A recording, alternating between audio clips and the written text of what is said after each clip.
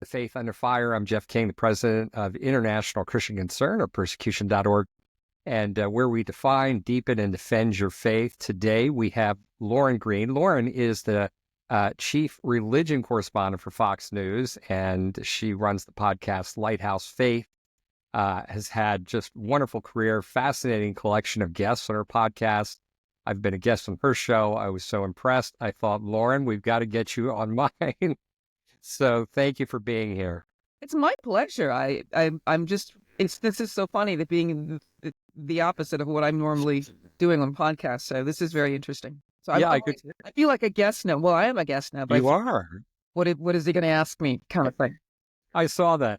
I know when I asked you, you're like, oh, wait a minute. I don't normally do this. So we're going to have a good time and deal with some deep stuff and interesting stuff and stuff you're very familiar with. So first off, tell us your story. How did you get to, what was the beginning of Lauren's life and how did you get here? Give us the background. Well, I'm from Minnesota. I'm born and raised in Minnesota, which just means I like the cold and I like mosquitoes because it's the only two things, really they're famous for if from Minnesota. So yeah. Anyway, and I'm the youngest of five kids. And wow. And that was the day. And I'm aging myself because when I was born, the doctors wouldn't tie a woman's tubes unless she had 5 children. No. Right. So I was the 5th one. Wow. And my mom says, I am up. I'm done. I'm done. But it's just, I'm from Minnesota. I have a degree. My first degree is actually in piano performance. I'm a piano major and my dream was to be a concert pianist and I still play. Actually released a CD a few years ago. Actually, good training, by the way, even for what you're doing right now. Well, absolutely. Music is such a great background. And in fact, when I started in journalism and I went to graduate school at Medill to get master's in journalism, it was a most frustrating thing for me because it was like I was trying to translate from one language to another. I knew what I wanted to say. I knew the feeling. I knew the nuance of what I wanted to impart in my writing, but I didn't have the words. I didn't have the ability to kind of translate. So it's funny to explain it that way, but music is a language. It's just Absolutely. Not with words. So it's been a real challenge, but there are some similarities in terms of rhythm in writing. Is it the right rhythm? Is it the right collection of words? Is it too wordy? Is it too less? Grabbing attention. Yeah, right. Yeah. Liszt talked about Wagner saying, some good moments and some really need some editing. He's kind of talking about things. So editing is really a huge kind of part of writing and rewriting and learning to write. And you never are there. It's always a new kind of challenge. And I am so incredibly blessed to have incredible producers and young writers and old writers, but, new writers who understand, who don't understand, who say, I don't understand this. So can you say it another way? And I said, okay, if you don't understand, that means maybe I should say another way. That's great. So it's really a collaborative thing, but I learned to write much the way I learned to play the piano, one step at a time. So I went to, I'm from Minnesota. I have a degree in piano from the University of Minnesota. I have a graduate degree from Medill in from Northwestern in Chicago in journalism. And I started working in Minneapolis and then worked a little bit in Chicago and then came here to work for Fox News Channel. I've been working here since the very beginning of Fox, which is they started in 1996. And it is now 2025. Oh my goodness, we're like 29 years. Oh my God. We're getting close to 30 years. Yes, I started when I was 15. Wow. So it's been a long time, and I really began as really a general kind of reporter, anchor, but I always had an interest in faith because of the music background. When you learn the history of music, you really learn the history of the Catholic Church. Mm-hmm. And because I was Protestant, I didn't understand a lot of the things that were going on because I didn't understand that history. So, but I always was close to faith. My great aunt, Aunt Retha, who I talk about in my book, Lighthouse Faith, really was a woman of faith. She taught Sunday school. She understood faith from the standpoint of living it, not just understanding it, not intellectualizing it, but understanding it and living it out. And I began to really have this hunger to know God. And probably midway through, probably, maybe a few years into being here, I just started going to Redeemer Presbyterian, which is Tim Keller's church. And Yeah. it just took me on a whole nother level. It just Wow. took me to a different What level a of guy. understanding this faith. And, it wasn't, when he mentioned a book in a sermon or 2 or 3 books, I would go get those books. Yeah. And I would read those books. And one of the books that really, really was a big influence was J.I. Packer's Knowing God. And it hit me from that point of view that there was nothing more important in life than knowing God. Yeah. Any theologian worth his or her salts will tell you that. If you want to know who you are, then you better know who God is, because he made you. And that's the only way you're going to find out. Yeah. So, yeah. And what an excellent place to be discipled, because Tim Keller, of all people, is in New York City. Yeah. So he is in the belly of the secular Yes. environment, and very tuned in, very bright, and constantly thinking. He has an outreach mentality, but he's very bright. Yes. So he speaks to all levels of society, but he's very intellectual, but so wisely sensitive, but so deep and core. His faith was very core and dead on. He was an amazing man. I'll tell you, one of the things, I was actually going to Fifth Avenue Presbyterian, which is a very nice church. Yeah. And then for some reason, I happened to sit next to a guy who had been kind of going to both churches. And he says, "Oh, I really love this Tim Keller." And I said, yeah, fine. I like my church. I'm fine. Very next week, he came with a CD of Tim Keller's sermon. And honest to goodness, I listened to it 3 times in a row. I said, it blew me away. Blew me away. I went, this is different. This is totally different. And so it was his influence that helped me understand a certain understanding of the 10 Commandments, of the Bible. And that's really where I got the idea for the first book, which is the Lighthouse Faith book.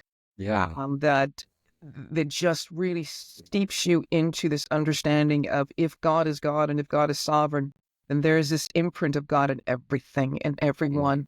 And you can't escape it. And that's why I understood it best in music. I could see it in music the way it was working in music, down to the very notations and the overtone series and all of it. I could see it working. Then I started to look at other disciplines like architecture, like agriculture, of course, because agriculture, it's all through the Bible. The seed and you growing the seed, but it's from a level that, and how we grow, and just it was just incredibly impactful. And that's why I keep saying there's just nothing more important in life than knowing God. It's just nothing more important. Amen.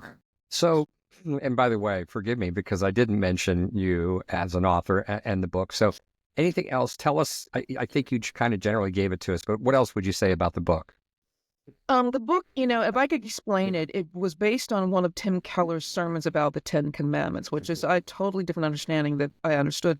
Most people grow up in Sunday school and understand the 10 Commandments from the standpoint of, these are rules and regulations laid down by sovereign God. Yes, do not do this, do this, do this, whatever. But he explained it in a way that the first commandment is key, and all the other commandments basically have to bow down to it, right? You can't violate Commandments 2 through 10 unless you first violate number 1. So what's that telling you? And from a scientific point of view and from a music point of view, that tells me something about, because I related it in terms of the major scale, the keynote. Wow. Everything is relating to the keynote in the harmony of a piece, right? It's all about the relationship with the keynote and how harmony is set up. So all of a sudden, now I'm understanding it as a closed system. You can't violate, Commandments 2 through 10 without first violating 1, which means everything is related first to the first commandment and second by its relationship to everything else. That became, and what blew me away in terms of music is that the major scale and the harmonic system is not something that man created. They ordered it based on the harmonic series that's already in the vibrating nature of music. Yeah. And that just totally blew my mind, that God's imprint was simply on everything. And the fact that in the Bible, we are commanded to make music to God more than 200 times in the book of Psalms. That's right. What does that tell you? Yeah. There's something about music. There's something about this God. He has his hand in everything. There's nothing in this world that God's imprint is not on. And that's why it just blows me away in terms of understanding who this God is. I mean, it's about, you know, it's about how you live your life, how you treat people, your morality, your sexuality, your money. All of these things are things that you have to give over to God. I'll tell you one thing that impressed me about Tim Keller when I first started going to the church. Here you are in New York City, right? Probably the most secular place in the world. Church is young, mostly under 35-year-olds, right? This is a man who had the guts and the intellect to preach against premarital sex. Yes. In New York. Can you imagine? For a group of under 35-year-olds. Yeah. I'm like, whoa. Yep. Whoa. Yeah. And it wasn't like, oh my gosh, he's preaching to me and I'm supposed to have this skill. It was more like, oh my God, I could have had a V8. I mean, it was just like, oh my It's God. revelatory, yeah. Why didn't somebody tell me this, 30 years ago? Yeah. It would have had a totally different life. Yeah. Totally. And I think a lot of people would have had a totally different life, stronger marriages, totally different kinds of marriages. Whole lot less Understanding brokenness. who they are and understanding who this God is and understanding, what is the meaning of marriage? What is the meaning of marriage? It is this, it's gospel discipleship in a minute form. That's what it is from a Christian standpoint. Now, society has made it something different, of course, which is why we have the problem of marriage we have today. But I mean, it's just, I mean, reading the Bible every day, reading devotionals every day, praying every day. I need to work on the praying every day because that's something, it's like time and everything. But, it's to being close to God is the most comforting part of your life. That's right. It's just nothing else. I laugh when I hear, people in media, well, we have to be on the right side of history. It's like, no, I have to be the right side of eternity. That's much better. Oh, that's good. Better bet there. That's good. Hey, so you kind of operate in two worlds. There's the podcast, there's Fox News, Religion Correspondent, huge overlap. What motivates you? And I think we're hearing some of it, but what motivates you? What are the most interesting topics you delve into? I think that what I like to do is look at topics, obviously, that are religious based, but not all things are religious based in a sense, not directly linked. Yeah. But I like theological ideas. I like academic things. I like things that affect a lot of people. But theologically, I think it's really important to understand this relationship between the world and God. And I love science. I love Dr. Michael Gillen, who was on talking about, he was an atheist who became a Christian because he just looked at, he looked at the Gospels and saw quantum physics. He's like, oh my goodness. Like J. Warner Wallace, who, I don't know if you know who he is. He was a former cold case detective, who's an atheist, also used his forensic skills of investigating murders where there was no body. And as an atheist, used his forensic skills to try to debunk Christianity and then came away a believer. He says, oh my gosh, because he looked at the four Gospels and what he saw were 4 different eyewitness accounts of the same event. Now, a cold case detective would have seen that, right? Yeah. If you would have seen 4 Gospels and everybody saying the same thing, it's not true. But he saw, from a cold case detective perspective, that's what he saw. So, and then Dr. Hugo Ross, who is another scientist who was an atheist, and he read all the creation stories of all the different religions to try to debunk everything. And he got to the creation story in Genesis, which a lot of people just kind of poo-poo. He goes, from a scientific point of view, the book of Genesis is the only creation story that gets the sequence right of what science understands the creation of the world. He goes, how could somebody write this, thousands of years ago and get it right? Yeah. Right? In the beginning, there was chaos, and then there was light. Yeah. Right. He saw that from a perspective of science. We get, a lot of people in the modern age get bogged down into, well, how did he do it? Well, how did he do it? And the Bible is much more concerned about the why than the how, but it's going to show you the how in a way that's true to the scriptures, that's true to reality. And that's what that Hugo Ross saw. And I think that's what the Bible always does. If you're open to it, it always speaks to you in the area where you know it's speaking to you. Like it spoke to me through music. It spoke to J. Warner Wallace through his forensic skills. It spoke to Dr. Michael Gillen through his physicist skills. I mean, when you actually are looking at your discipline and see something in the Bible, that's God speaking to you in the language you would understand it. If God is sovereign and has his hands on everything and every part of creation, he's going to be able to speak to you wherever you are. Yeah, that's fantastic. Real broad question. This is going to lead us down all kinds of avenues, but you've been in the media game for a long time and you're a thinker and you're an observer of culture then. If you're in media, you're an observer of culture. Talk about what's happened, because many people, I talk to my kids about this a lot, it's kind of your perspective is so governed by where you drop into the story of your culture, country, world. And, I always relate it back to when they play video games. When you play the video game a long time, things become so obvious and then the game goes down and it's so much easier to discern what's going on. So it's hard for those who haven't played the game a long time. Let's talk about what has happened to the perception of Christians in Western culture and even in our country. What's happened there? What's been driving that? Well, the spiritual answer to that is Satan. It's the devil, and it's just very easy to go there. But I do think that we have to understand that so much of the problems that we have in the world really is in us. The sin is in us. This is Alexander Solzhenitsyn's famous quote about if there were just evil people, we could put evil people over here, it would all be good. But the problem with evil, it cuts through the heart of every human being, and who wants to destroy his own heart? That's right. This is the problems of what's going on in the world. That being said, you've got a split within Christianity in the Western world between the liberal Christian and the conservative Christian. I mean, that's the only way I can describe it right now, because that's what people understand. But the line that is being drawn, and unfortunately, nobody's really kind of saying it. The line that's being drawn really is on sexuality, about gender and ideology.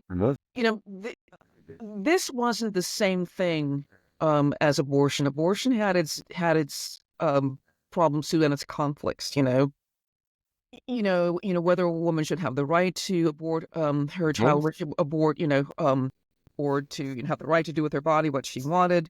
And I have a sidebar on that. It's like, from a Christian perspective, you really don't, because your body is bought and paid for by the blood of Jesus Christ. So you don't have that ability. That's it. Christian can't make that excuse. And there's a separate life. Yeah. Right. It's a separate. But that being said, we'll just go back to the issue of what's really splitting Christianity. It is gender. It is the LGBTQ rights. You saw this with the president and at the National Prayer Service yesterday, where I don't know if you watched it, but the bishop talked about, they talked right to the president, asking him to be more compassionate about LGBTQ and transgender people, and it's like, whoa, I know that's not going to sit well with the president. And you could tell from the cutaway. I just saw the cutaway this morning where, the president and J.D. Vance were like looking at each other, go, no. Who invited this guy? Yeah, exactly. And it was a woman, and this is the Episcopal Church, and I was actually surprised that he was attending this prayer service at the Episcopal Church, because as we watch what happens in the Episcopal Church, we know that they are they're very liberal. It's they are that close to just sanctifying marriage between a man and a man and a woman and a woman. I mean, they're this is the way the Episcopal Church is, and the reason why the National Cathedral is part of the Episcopal Church, and because it, first of all, took decades to build, but also because the history of politicians in America has been very well saturated with Episcopalians. The reason being is because the Episcopal Church is basically the American version of the Church of England. So as we understand that America grew out of, people coming from England, they were from the Church of England, and of course became Episcopalians, which is why so many of the politicians and the landowners originally, because they were, part of the Church of England, are Episcopalian.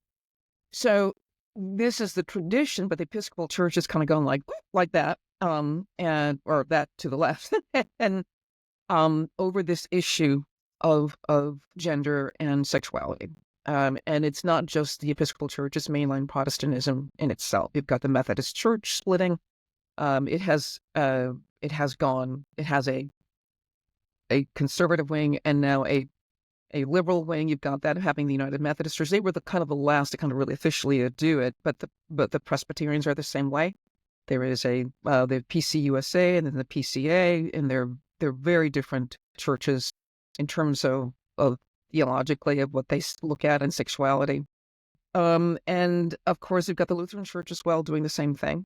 So you've got that happening within the Christian church, and it's really over the issue of sexuality and gender identity. That's really calling the line. I mean, you can kind of bring in the sidebars of immigration, and then that's just coming in on the coattails, But it's so who was it? Who just wrote the book Shepherds for Sale? I forgot her name. She wrote a book about the influence of liberal money in churches that really are holding up a lot of these kinds of ideas. Yeah. Where you saw it before the election is in this sort of attack, or I'm going to say attack, but this I guess attack is the only way I can word it, on something called Christian nationalism. And Christian nationalism was something that it wasn't a club, it wasn't a denomination, it wasn't anything but something that the left created. That's right. In order to demonize people who loved God and loved their country. Yeah. And basically that's what it was. And so there was this boogeyman created before the election called Christian nationalism. We must fight Christian nationalism. And that's kind of what happened, because that was another way to fight against Donald Trump. Yeah. I just, and that's the only way I can explain it. I mean, I had I forgot his name. I'm forgetting so much this morning. You've had a lot of guests, yeah. Yeah, pastor, somebody on with, Mark, not Mark, Alex McFarland, who was basically a Christian nationalist. And I had them both on to talk to each other. That's fascinating. We just talk about this. Yeah. I mean, why would, and so they really did try. And I actually had the same person on with Ryan Baumberger to talk abortion and talk about things. I said, because my feeling is people have to talk to each other, because it's the only, if they have a venue, a platform, or a place to talk to each other rather than talk at each other, it'll be better. We've got a lot of media out there that is really geared towards one side or the other, but very few times do they actually talk to each other. Absolutely. And it was just, I'll tell you, I told the producer afterwards, I said, I just have agita right now, because it was just so stressful of having people who really have opposing views try to talk it out, try to be kind, but it's like, no, white and black. I mean, it's, we got to love each other, but we got to talk through this, because this is what's happening to the Christian church. You're being split over this issue. This is not an issue that you can compromise on. This is not like, I believe in evolution or I believe in creation. All right, there's something part of each one of those that kind of works with us, and science has kind of proved that, it's kind of working together there. This is not one of those issues. The Bible's been very clear about who's going to inherit the kingdom of God. Yeah. And so, this is messy stuff. And I thought, we got to talk about this. And what we saw last night, or yesterday with the president at the prayer service, was like, you're just seeing what I see all the time. That's right. You are just witnessing what is going on all the time. And yeah. Yeah. So fantastic point on the Christian nationalism. And I would say, though, the population had to be softened up prior to that for that thing to even work. Oh, yeah. You Oh, know, you're so right. right? So if we go back, and tell me if this resonates, but I go back to the 80s, and two things really, there were sea changes, and one was the moral majority. So that was Christianity linked with politics. So then we got branded, and you're like, oh, you want to enter this realm? Okay. Yeah. Yeah. And Christians had been out of the political scene really since the Scopes trial. Really, they punted, and they just said, it's a dirty business, it's worldly, we don't want a part of that. And then what do you get? If you're not going to be involved in democracy, what are you going to get? You're going to get secular people or those who hate the church ruling over you. So, Really? so anyways, moral majority rises up. Jerry Falwell, and he says, look, there is a moral majority out there, and this first of all branded Christians with a political brand, but also it really got under the hide of extreme liberal Hollywood. And they said, you want to go? Let's go. And that started, in my mind, a decade-long propaganda effort. So you look at the past of how Christians were portrayed in media and movies. Oh, yeah. And then look what's happened. Oh. So then the populace gets softened up. Now, along with that, there was the Catholic Church and the pedophile scandal, the mishandling of the pedophile scandal. Disastrous.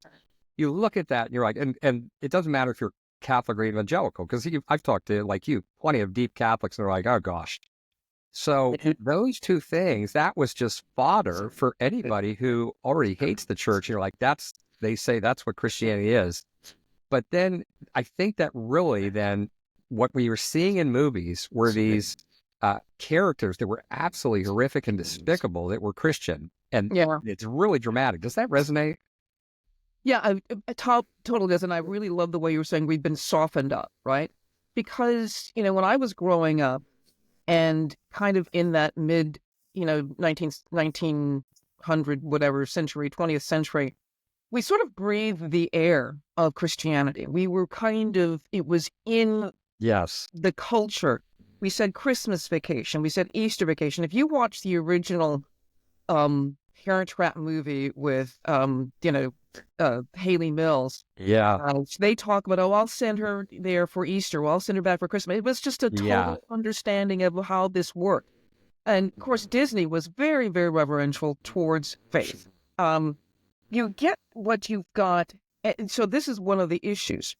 There were a couple of things that went on in the 50s and 60s is that the mainline Protestant churches were basically taking the miracle, the spiritual elements of Christianity out of Christianity. Yeah. Yep. They couldn't believe in a virgin birth, or it's just treating people nicely. If all it is treating people nicely, you might as well just join the Elks Club. There's just no difference. So there was just this element of taking the real divine spiritual nature and the past and the mystery out of Christianity. The Catholic abuse thing, of course, didn't help. And one of the things you'll see constantly with any kind of story today about the Catholic abuse things is all the cases that they're really talking about are cases that happened, 40 and 50 years ago. They're not talking about cases that are happening now. I mean, the Catholic Church has done more to mitigate and to eradicate the abuse that happens within the church. And one of the things, again, that the John Jay study actually revealed was that 60%, and got to look this up, but I believe it's 60% of those cases at least had to do with, they weren't pedophilia, they were homosexuality. That it was a priest who was actually attracted to boys who post-adolescent. Now, if you've got 60% of anything in a situation that's causing this, you address it, right? But the media didn't want to look at that. They wanted to look at pedophile priests. Yes. Well, the definition of pedophile is that it's pre-adolescent. Yes. But the 60% or more of these cases were actually with adolescents. Yeah, it was And not homosexual abuse, but they they were wouldn't sexual name abuse. they wouldn't name it. Yeah. They wouldn't name it. And this is one of the issues. Well, this is why I say the sin is in us. We have our Yes. sacred cows. We don't want to go there. We don't Yeah. want to expose this, but it's much easier to blame Christianity, Yeah. to blame, people who blame Christianity really don't understand the gospel. They look at Christians and they don't look at the gospel. And unfortunately, Christians are not the best acting of all people. They're just as sinful as everybody else. We make very poor ambassadors. Right, exactly. And so, it's like I always say, the church is like a hospital. It's for the sick. It's not for the healthy. Yeah. So you're going to get a lot of sinful people in a church Mhm. who may or may not admit their sins. Mhm. Mhm. So that's one of the things that this is the problem with, and media and Hollywood in particular has been very heavy-handed in how they deal with today with Christianity, with faith. If you notice, I totally love crime shows. I love it. Law and Order SVU. I love Castle. I love Law and Order. I really do love them all. I just think it's really fascinating. And Blacklist, and it's like, but the minute they start talking about faith, they just don't even understand. And I tell my husband this. I says it's not that there aren't sinful people and really bad people within the church, but for most audiences, for the bulk of their audiences, they will never know the difference. They will never know the real gospel because they're not presenting that. That's right. And so that's, to me, they're doing the devil's due. They're doing the devil's work by presenting the gospel of Jesus Christ in a way that's so negative, that's so, repulsive. It just cordons people off. It cordons the masses off from the faith. They won't go through the gate. Yeah, they won't even explore. Right. Which is really, it hurts people because you're not being exposed to the gospel. Yeah. And if this is the truth, if Jesus Christ is Lord and Savior, if he is the way, the truth, and the life, and no one comes to the Father but through him, then what you're doing by that is sentencing people to a life in hell, separate from God. Yeah. And that's why I say it's the devil's work. Yeah. And it may sound a little, woo out there, but if this is the truth, if Jesus is who he says he is, objectively, not because you believe in him, but objectively, this is who he says he is, it changes everything. Changes everything. Changes everything. He can't just be, because of what he says about himself, he can't just be a teacher of love and an example, right? The gospel means good news. It doesn't mean a good example.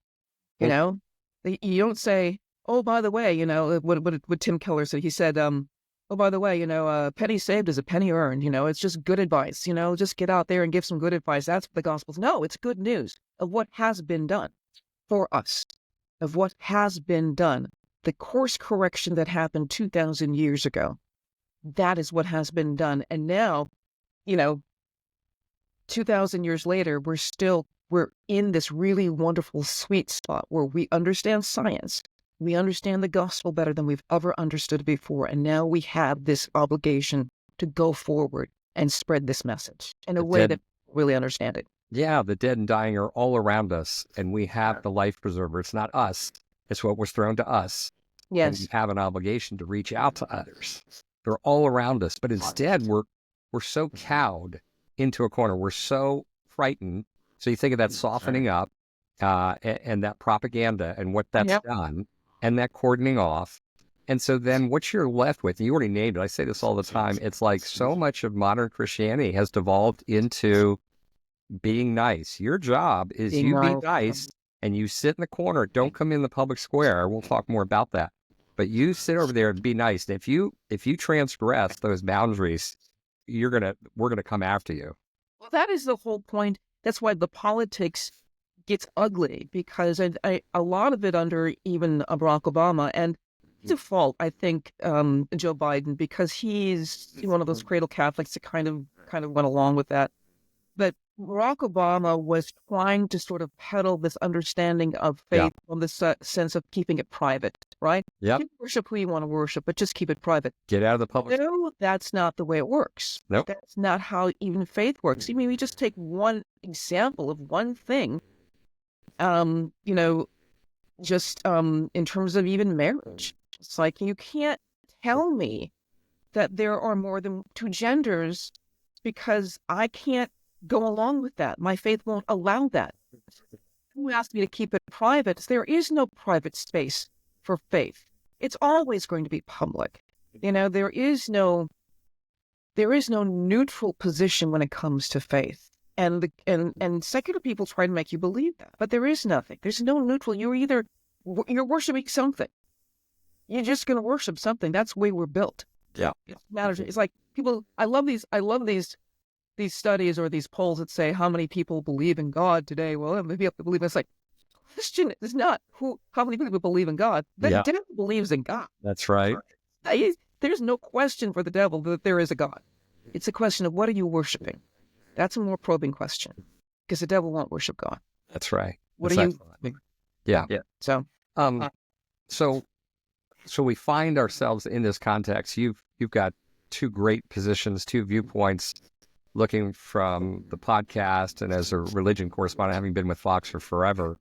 So what are you seeing? Sorry, that's okay. It's okay. That's respect. That's like, you've had a long career, so you've got a lot of wisdom and you've seen a lot.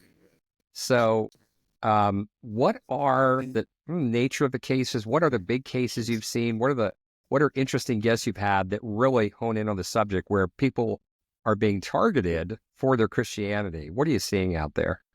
One of the biggest cases, we talked about this on my podcast, is Päivi Räsänen, who is the member of parliament in Finland, who has been under legal persecution for her faith. And when I talked about how the LGBTQ issues are now really the things that are dividing, that her life is an example of this. I mean, she's being prosecuted for releasing a private pamphlet, tweet. A pamphlet or a tweet about why her Lutheran church is supporting the Pride Parade, because she said this is what the Bible says. Well, they targeted for hate speech, and they tried to break her down. I think she's been through 2 trials already. I think they won't let it go. They just simply won't let it go.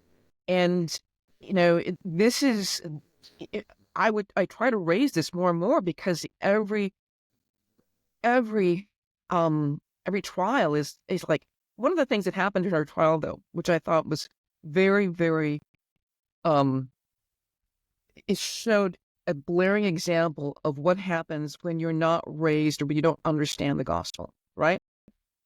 One of the things that the gospel preaches is that we are much more sinful than we could ever imagine. You just don't know the depths of our sin, because civil society kind of keeps us on the rails, but we just don't know what we're capable of.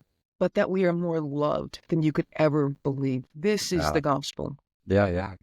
And what she was saying on the trial and on the stand as she was testifying is that you can separate someone's sin from who they are. You're still loved, even though I can love you but not love the sin, right? Love the sinner but not the sin. And the prosecuting attorney simply didn't understand that. Didn't understand the concept of saying that. And her reaction was, no, you've got to love the whole person. Well, when she said that, basically she was saying that that's a sin, but I don't think she understood that was what she was saying. But when you don't understand the gospel, this is how your mind works. You don't understand that people sin, but you can still love them, right? You can still love them. And I think that's where secular kind of society doesn't get and doesn't understand. Yeah. The Jack Phillips case of the baker, Jack Phillips, out in Colorado, they're still after him. They don't want you to have these ideas, and anybody who has them is now they're trying to remove from society or get education, to realign your thinking. This is because you shouldn't have these ideas. And so they talk about fascism on the right. Fascism they equate with right. It's like, no, there's a fascism on the left too. It says It seems like that's the center. It's just the intolerance. It's unbelievable. it's the intolerance of saying, if you think like this, if you believe this, you can't participate in society. That's right. And I think that's where That's Marxism at its core, really. It's exactly that it is. And thought so control, Big Brother. right. I think that's the problem with the mainline Protestantism, is that they see that they're part and parcel of that. Yeah. They don't see that at all. And so that's why this whole idea that created this sort of Christian nationalism became this more popular thing. That's the problem, and Biden saying that, white nationalism or white supremacy is the biggest problem, whereas and other watchdog groups know, no, radical Islam probably is a great deal more of a threat than white supremacists. It's like, I don't even know white supremacists. I don't know any white supremacists. No, any white supremacists. It's just the idea that they're all around. It's like, yes, you've got, illegal immigration, where you've got, Venezuela just, opens up the prisons. Hey, go to America. They want you, and you've got these people committing crimes, and yet white supremacy is that's the issue. Problem. Well, you know what it is? It's not just white supremacy that's the problem, right? It's white straight males that have now created the moniker white supremacy. Mm-hmm. That it's the toxic masculinity. You're the problem because you were the power structure. And listen, I can say this because I'm a Black woman. Yeah. I see these things. Yeah. I have no fear of a straight white male. I have no fear. They are not my problem. They're just people. I say this to people who don't like people. I said, you know what? They're just people. They are just people. And Jesus loves them just as much as he loves you. Remember that. Yeah. So, with the Paivi case, Paivi Rasan, and for those who want to look her up, if you remember, it was so fascinating because we'll put it into our system. So it's the head of the Justice Department comes after her. She makes a private tweet. Head of the Justice Department comes after her. Again, I'm speaking from our perspective. Yeah. That's the position of the woman. And first of all, gets the police on her. Go investigate her. The police are scratching their heads, and they don't understand religion, but they're scratching their heads and are like, there's no crime here. And the head prosecutor of the whole country says, yes, there is. We're going after her. So goes to their Supreme Court. Supreme Court throws it out. What does the prosecutor do? Again, and there's been 3 cases. So, and there's a clear lesson there that you've seen over and over. And it's the process is the punishment. Even if there's no laws, we're going to infiltrate the government and use the power of the state to go after our political enemies.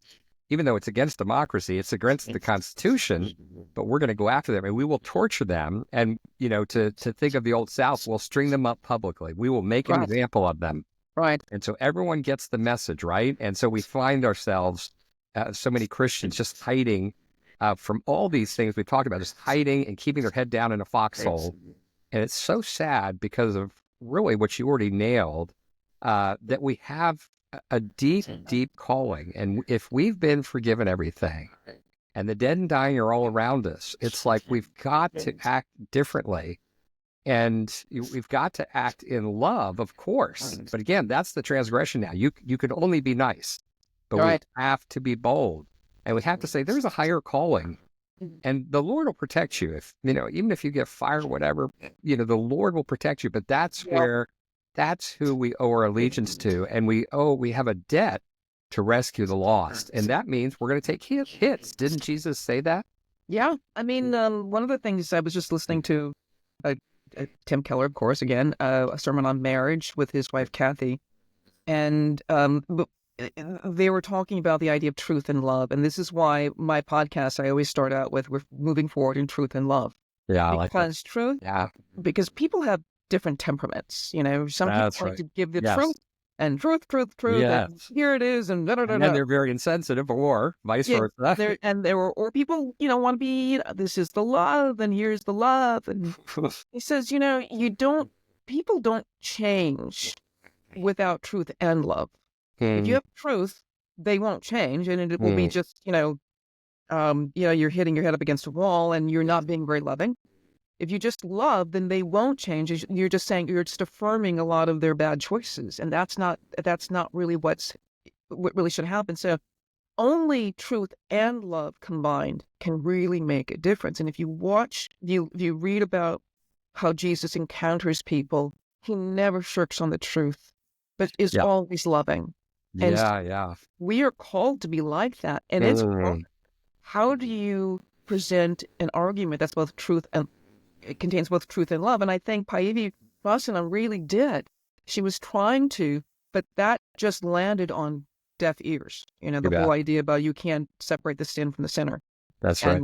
It's really a really difficult thing to do. And listen, if you're married, you know it's a hard thing to do. You just want to, husband does something wrong, you just want to, like, you know, give him the lecture on what he did wrong and how he did it wrong. And I don't know what you're talking about, but you go ahead here. You're on some crazy rant. You just keep going. And you know, it's you know, there's truth and there's love. And a lot of people will be, you know, I mean, just an example of a movie, and it just got me like, why did you go there? It was George Clooney produced this movie, The Boys in the Boat, about, I think it was in 1938. I think it was 1938 or 1936. Road team out of Washington. Okay. I think it was Washington, or was it Oregon? Or was it Washington anyway? It was just a wonderful movie. But the one reference to faith was when the young girl said to the boy who was in the road team, and something about my mother only has a Bible when she's shaking it at me, or something like that. I'm like, why'd you go there? Of course. You got to waste all that time. You could have just left that out, right? But the one dig you want to make there is about faith, right? About the scriptures. And I just thought that was so unnecessary, but it's like his little dig at Christians and at the Bible. And I just like, you got to go there. I mean, you're cutting a lot of stuff out, right? Yeah, that's right. Why didn't you cut that out? Why'd you leave that one in? Yeah. And of course, with a movie, everything, that's what people, I think, don't realize. If you're writing a book, if you're writing a music script, whatever, if you're talented, you're thinking about every little passage, every little note, and it's all thought out and it's strategic, and you're putting it in there for a reason. Yes. And that's almost innocuous compared to some of what you see, but it's so much of this. You just see it constantly, constant digs. Christians are bigoted, they're hateful, you know, blah, blah, blah. And I can't imagine in 1936, a road team and that kind of would not be more reverential towards faith. That's right. Because that's the era you're dealing with. That's but he left it out totally in terms of having any kind of reverence for it at all. And the only reference he had for it was something negative. Yeah. Sorry, let me turn that off there. Well, listen, we're going to close out. I've got to get you back on. There are so many questions I have for you, but and it's interesting because when I was on your show and listening to you and I watch your podcast and I'm like, I just resonate so much with you. And now that we're discussing, I get why. I'm like, oh my gosh, there's same references, all kinds of things, just the same worldview. So, and Tim Keller fan. So you're more than a fan who went there. But anyways, I'm going to give you the mic. And what would you say? Okay, I gotta. Actually, it's speaking of husbands. It's called like that guy. Yeah, that guy. Tell him where he's off. So I'm going to give you the mic, and you could just talk to Christians out there. What do they need to hear today? What would be your speech? That the God who created this world, who created the universe, who created everything in it, loves you. Loves you like you have never been loved before. Yeah. And tap into it. Wherever you do, whatever your discipline is, you can do that to the glory of God. You can do that to God's glory. Look at what you're doing. Understand that this God loves you more than you ever can imagine. That no spouse, no human being, no, new house, new this, new purse, new right can substitute for this love of God. This God who loves you. Put your effort into finding out who this God is. Change your life in ways you can never imagine. I mean, it will simply make you a more content person, a more loving person, a more forgiving person. Just know that this God who created everything also created you and loves you and knows you better than anybody, any being in all creation. And just live like that. That's excellent. I said I was going to give you the last mic, but I think I lied because what you just said just struck something. It struck a chord inside. So I'm just going to echo this or throw this story back to you. But, I didn't grow up as a Christian. I grew up in an atheist, agnostic family. And so long story, but I was in a long search for God, didn't know any Christians, 10, 11 years chasing God. And then I get saved. I get radically saved. I mean, overnight, Holy Spirit on me. So for the first couple months, there was, and I'll probably go to tears when I talk about this. I always do. So be forewarned. So, but God's presence was so strong, and I had such an intimate relationship and view. He would reveal himself, and what I saw and what I felt was this overwhelming love. And to the point I had to say, you have to back off. I'm going to explode. Wow. I don't know how that works, but it's too great a current, right? Wow. So, but with this message, though, of overwhelming love and forgiveness came a commandment. And this was the holiness side. So you really spoke about this love and the holiness. So truth. And he said, and he wanted me to correct a long-term relationship. And I had hurt somebody for years and they didn't know the Lord. And he said, I want you to go and ask their forgiveness and tell them about me. Wow. And, yeah. Wow. So just to echo what you're saying, that's the reality of this is our God. We just can't even imagine. We can't imagine how broke we are, how broken. We can't imagine how much he loves us. We can only see through a mirror dimly right now. Yeah. When it becomes real to you, it transforms everything and it orients your life, which you said. Everything orients then around this relationship. And the one who rescues us now and has created a safe home for us, but he has a mission for us. Yeah. It has been such a joy. Do you want to, I'll give you anything if you want to say. No, I want to just agree and thank you so much for telling me your testimony. It's really very powerful and thank you so much. Thank you. And like I said, I've got to get you back on. I have so enjoyed talking to you. I love your perspective and your insights and the music background. Oh my gosh, just wonderful. So thank you for spending time with us today. It's my pleasure and my blessing. Thank you so much, Jeff. All right. God bless.